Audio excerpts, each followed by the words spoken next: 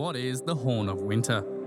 Which of the horns that we're presented with in the series is the real horn? And is it possible when sounded the Horn of Winter actually wakes giants in the earth? Hi, I'm Eldrick Stoneskin, and if you enjoy theories and analysis of A Song of Ice and Fire, make sure you hit the subscribe button below. The Horn of Winter, also known as the Horn of Joramun, is an ancient and magical horn that has played quite a major role in the series so far, due to its fabled and mysterious magical abilities. We first hear about this magical horn through the story of Joramun, who was the first king beyond the wall and is seemingly remembered through song and story as having blown the Horn of Winter, which is famously said to have resulted in giants waking from the earth, and potentially the destruction of the wall due to the waking of these mentioned giants. Which is the very reason this ancient artifact has played such a significant role in the story so far, with Mance Rayder trying to locate this fabled horn, believing it to be buried somewhere beyond the wall, so he can use its destructive powers as a bargaining chip and threaten to destroy the only physical defence the Seven Kingdoms has against the incoming threat of the others, unless the Night's Watch allow his free folk south of the wall to safety. But as we hear through John after his ordered defection to the free folk while beyond the wall, this venture seems to have been fruitless, as we hear from Ygritte that after digging through the graves of giants along the Milkwater, Mance had never found the Horn of Winter. However, after Jon Snow returns to the Night's Watch and is forced to parley with Mance at the battle beneath the wall, Jon witnesses an 8-foot black warhorn in Mance's tent, a horn said to be banded with gold and engraved with the runes of the First Men, leading Jon to believe that Mance has indeed found the Horn of Winter and now has the ability to bring down the wall. But after Stannis and his army arrive and defeat the Free Folk host, we see Melisandre burn this ancient horn during the supposed execution of Mance Rayder, destroying the horn and therefore the possibility of the wall ever falling along with it. But after the Free Folk are led through the wall, Tormund informs Jon that the horn that had been burnt was not the real Horn of Winter, and that Mance had only used this horn to make it seem as if he had the power to destroy the wall,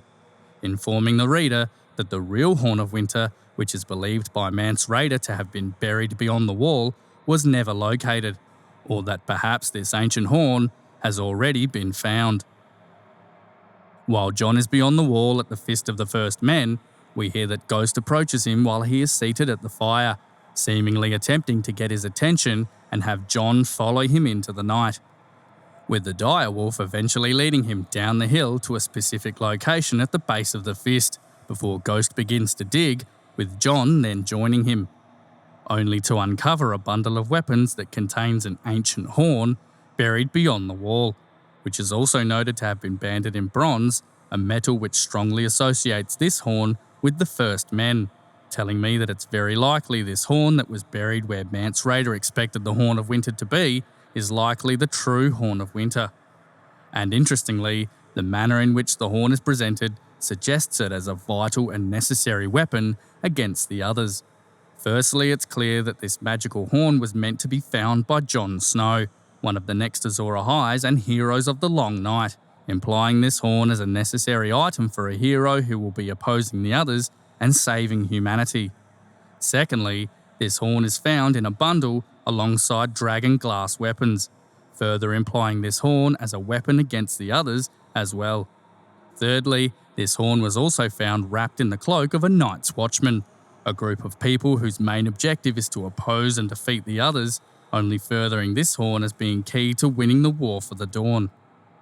But the most significant idea to suggest this horn as a weapon against the others is the fact that the horn itself is described as broken, just like the last hero's weapon was broken, and Azor Ahai's sword was broken as well, two magical weapons that were eventually used to defeat the others and end the Long Night, connecting the Horn of Winter with Lightbringer and foreshadowing this horn as a weapon against the others, just as Lightbringer is. And so if this ancient horn that was meant to be found by Jon Snow is in fact the Horn of Winter, as I'm suggesting, with all this in mind, I don't believe that the Horn of Winter does bring down the wall, as this would be a magical ability that would hinder humanity's efforts against the others, rather than help it as the evidence suggests.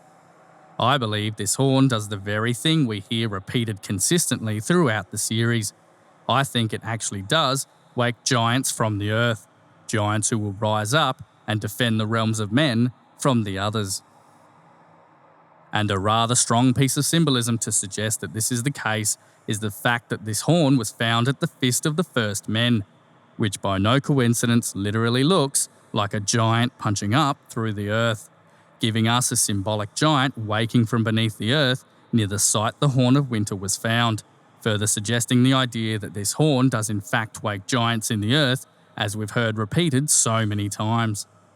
And interestingly, we find more symbolic giants waking from beneath the earth at the Ironborn castle of Hammerhorn, a castle whose name reminds us of the Hammer of the Waters and the Horn of Winter, two things that are said to wake giants in the earth. In this quote, from A Feast for Crows as Aaron Damphair approaches the castle. It was long after dark by the time the priest espied the spiky iron battlements of the Hammerhorn clawing at the crescent moon. Gorald's keep was hulking and blocky, its great stones quarried from the cliff that loomed behind it. Below its walls, the entrances of caves and ancient mines yawned like toothless black mouths,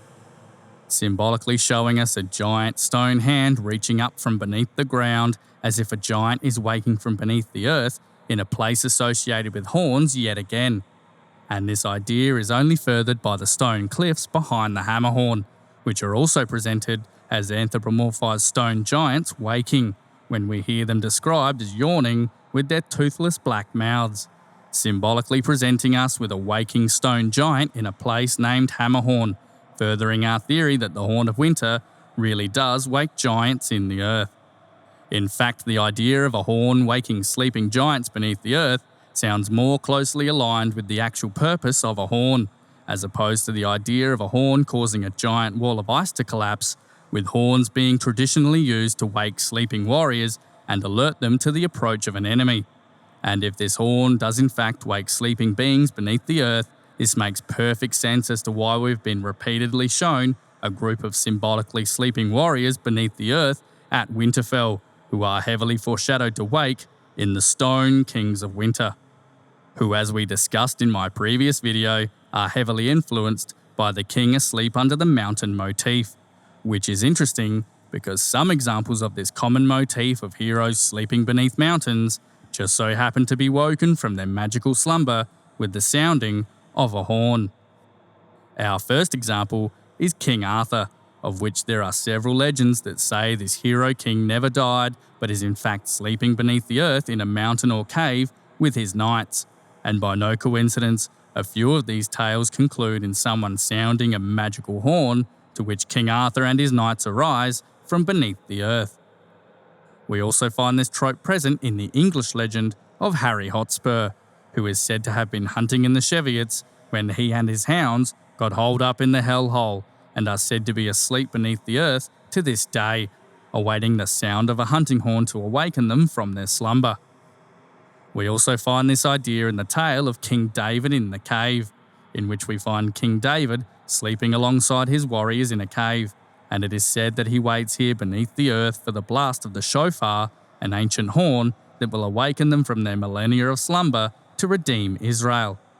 But the best example of this trope we find to suggest that the Horn of Winter actually wakes giants from beneath the earth is in the story of Fionn McCool from Celtic mythology, who in some stories is said to be a giant and is not dead but asleep beneath a mountain, surrounded by a group of warriors who are designated as a type of Kingsguard known as the Fianna, who sleep beneath the earth by his side.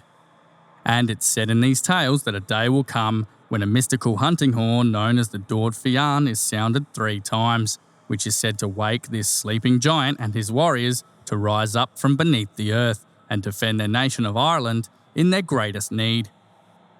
So as you can see, the idea of a horn waking a sleeping hero and his army from their eternal slumber beneath the earth to rise up again and fight in defence of their people in a time of great peril seems to be quite prevalent in real-world myth and folklore. And I think this motif has inspired George to create his version of the king asleep under the mountain in the Stone Kings of Winter, who in my opinion are a group of warriors who are foreshadowed to wake from beneath the earth and fight in defence of man at the battle for the dawn with the sounding of the Horn of Winter. If we look to the Winterfell crypts, We see very strong and repetitive symbolism all throughout the series that foreshadows these stone kings beneath the earth returning to life, with lines such as, "The shifting shadows made the stone figures seem to stir as the living passed by," or when we hear that when the shadows moved, it looked for an instant as if the dead were rising as well, and when John dreams that he sees the vaults opening, one after the other, as the dead kings came stumbling from their cold black graves, just to name a few. But what I haven't mentioned until now is the fact that George seems to be presenting these stone kings who are foreshadowed to wake as being giant in size. One example of this occurs while Theon visits the crypts with Barbary Dustin in A Dance with Dragons, when it's mentioned that Lord Rickard's statue loomed above them, which is interesting because we had previously heard that Lord Rickard's statue is seated, while Theon and Barbary are standing, implying this statue, and likely the other statues, as being giant in size. And this idea is furthered in this same chapter when Theon mentions that he could feel the Stone King staring down at him with their stone eyes, not only suggesting these Stone Kings as living beings sat frozen in stone yet again, but also furthers the idea that these statues beneath the earth are giant, with the mention that these Stone Kings are looking down on the standing Theon and Barbary even while seated, essentially giving us a group of giant-sized men foreshadowed to wake beneath the earth, suggesting to me that the Kings of Winter are in fact the giants that are said to wake from beneath the earth with the sounding of the Horn of Winter.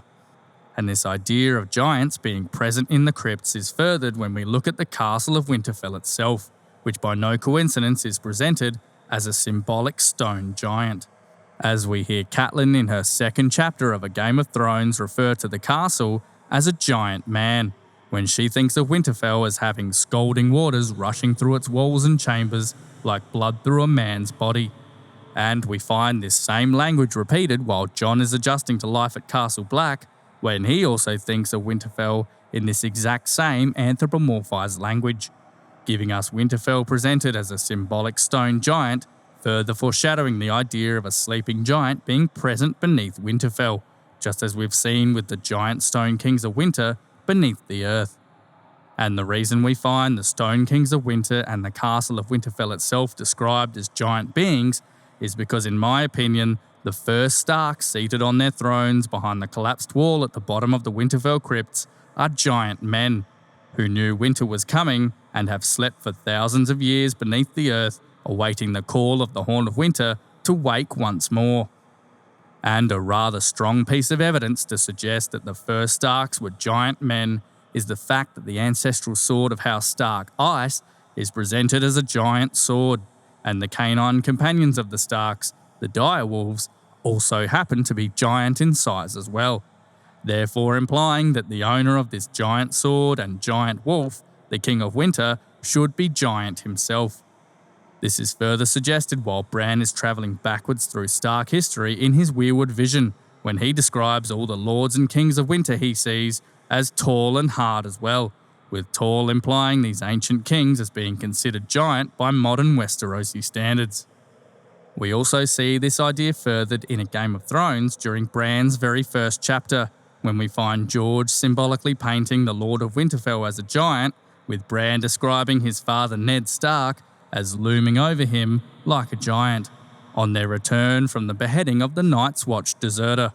In fact, it seems that first men in general may have been giants, with a line we hear from Aeron Damphair when he mentions that men used to be mighty, but they have grown smaller now. And this idea of the first men being giants is furthered when we look to the Great Barrow at Barrowton, which is said to be the grave of the first king of the first men in Westeros, and is speculated as being the grave of a giant to account for its size, suggesting this first man king as being a giant. And the reason I bring all this up is because if we look to a song and story that Jon Snow recalls about the Horn of Winter, it seems as though the giants that are said to wake are in fact giant first men, and sound remarkably like the first kings of winter. While Jon is beyond the wall in A Clash of Kings after his defection to the Free Folk, we witness him seeing giants for the first time, to which he immediately thinks that Mance must have found the Horn of Winter, and that blowing it literally woke these giants to fight on his side, seemingly confirming that Jon Snow believes that the Horn of Winter does in fact wake literal giants from the earth. But interestingly, the giants that Jon describes from Old Nan's tales aren't what we think of giants in current times. In fact, they sound very much like giant first men, in particular the Starks, in this quote, from A Storm of Swords. In Old Nan's stories, giants were outsized men who lived in colossal castles, fought with huge swords, and walked about in boots a boy could hide in. These were something else, more bear-like than human. Which is interesting because, as we just discussed, the Starks are presented to us as having a giant sword in ice, making the giants Jon recalls from Old Nan's stories sound exactly like the first kings of winter. Jon then connects this memory of giants from Old Nan's tales with the sounding of the horn of Joramun, thinking that when the horn of winter is blown, Jon would expect to find giant men rising from beneath the earth with giant-sized swords, in this quote, from the same chapter. And Joramun blew the horn of winter and woke giants from the earth. He looked for great swords 10 feet long, but saw only clubs, telling me that the giants Jon expects to see from northern songs and stories with the sounding of the horn of winter should have giant swords, reminding us of the kings of winter whose ancestral sword Ice is presented as a giant sword as well, furthering the idea that the giants who wake when the horn of winter is blown could potentially be our sleeping giant stone kings beneath Winterfell. Additionally, another aspect of the series that connects the Horn of Winter to the Kings of Winter is that the person most obsessed with finding this magical horn is just as obsessed with finding the crypts of Winterfell too.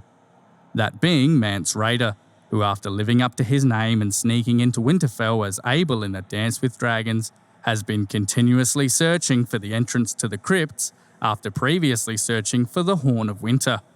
potentially furthering the idea that Mance Rayder could have some knowledge that lends to the idea that the Horn of Winter and the Kings of Winter do in fact work in conjunction with each other, while giving us an interesting comparison between the first King Beyond the Wall, Joramun, who is said to have blown the Horn of Winter and woke giants in the earth, and the newest King Beyond the Wall, Mance Rayder, who has been searching for the Horn of Winter and is now attempting to access an area beneath the earth that contains giants foreshadowed to wake, further suggesting the idea that the Kings of Winter beneath the earth are in fact the giants we expect to wake with the blowing of the Horn of Winter. And this idea only seems to be furthered when we look to Jon's dreams of the Winterfell crypts, which often result in the Kings of Winter waking and often seem to have clever references to the Horn of Winter as well. The first example occurs in A Game of Thrones, happening immediately after Jon describes the first stage of his Winterfell crypts dream to Sam, which in future iterations eventuates in the Kings of Winter waking from the crypts, with Jon asking Sam if he dreams of Horn Hill immediately after recalling this dream, which seems to be a very interesting and deliberate addition by George. And after returning to the Wall from his ordered defection north, Jon has another of his reoccurring dreams of being alone in the crypts, while witnessing the Stone Kings of Winter returning to life, with this dream of waking kings beneath the earth being interrupted by the sound of a horn, to which Jon thinks that it must be the Horn of Winter, being still confused by sleep, connecting the idea of the Horn of Winter sounding to the Kings of Winter returning to life once again, only furthering our theory that the Horn of Winter does in fact wake giants in the earth, giant first men who know that winter is coming and will rise up at the Battle for the Dawn to assist their descendants in defeating the others once again. And if we look to a traditional northern song we hear at the harvest feast in Winterfell during a clash of kings, about the defeat of the others and the ending of the long night, it seems George might be symbolically hinting that this was indeed the case.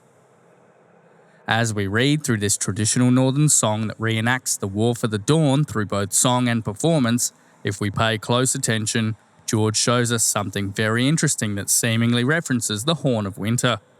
The music grew wilder, the drummers joined in, and Hothor Umber brought forth a huge curved war horn banded in silver. When the singer reached the part in the night that ended, where the Night's Watch rode forth to meet the others in the Battle for the Dawn, he blew a blast that set all the dogs to barking, two Glover men began a spinning skirl on bladder and wood harp, Morzumba was the first on his feet. As you've just heard in this traditional northern song called The Night That Ended, we see a significant horn sounded at the exact moment the first night's watch rode forth and met the others in the battle for the dawn. And having what seems like a ceremonial horn specifically blown at this exact moment as a part of the performance of this historical song tells me that this horn played a large role in the battle and must have been key in ending the long night, for it to be remembered as a part of the legend. And what does George show us at this crucial moment a ceremonial horn is blown during the War for the Dawn? Morzumba, a northern symbolic giant in broken chains through the sigil of the Umbers, is described as being the first on his feet, which is George cleverly showing us a symbolic giant rising from containment when a horn is sounded at the Battle for the Dawn, which sounds to me remarkably like the tale of Joramun, the first king beyond the wall who was known to have blown the horn of winter and woke giants in the earth, and also brought down the Night's King, the supposed leader of the others, suggesting to me that the horn remembered as being blown as a part of the performance of the night that ended at the moment the Night's Watch rode forth might be recreating Joramun's blowing of the horn of winter, a man who brought down the supposed leader of the others, potentially by waking giants in the earth. Which is interesting because George notes in the performance of the night that ended that the horn was sounded at the exact moment the Night's Watch rode forth to battle the others. And we also know that Joramun not only woke giants in the earth, but is also remembered as having freed the watch from bondage, while it's said this horn was sounded as the Night's Watch rode forth, suggesting to me that maybe Joramun's waking of giants beneath the earth and the freeing of the Night's Watch from bondage may have been the same act, and that the giant first men that wake from the earth with the sounding of the horn of winter, the kings of winter, might just be the very first Night's Watch who were freed from the bondage of sleep by Joramun to rise up and defend humanity in the battle for the dawn. And if the first kings of winter are the first Night's Watch, this explains why the Night's Watch oaths contain suggestions of being both alive and dead at their post, and references a suggested knowledge of a horn that wakes the sleepers, possibly suggesting some ancient truth that the first Night's Watch who would be giant first men are asleep beneath the earth at Winterfell and require the sounding of the horn of winter to wake these sleepers so they can assist in defeating the others when the long night returns, which will be the subject of my next video, the first Night's Watch beneath Winterfell. If you enjoyed this video, make sure to give it a like, hit the subscribe button below, and leave a comment with your thoughts on this theory. Thanks very much for watching, and I'll see you next time.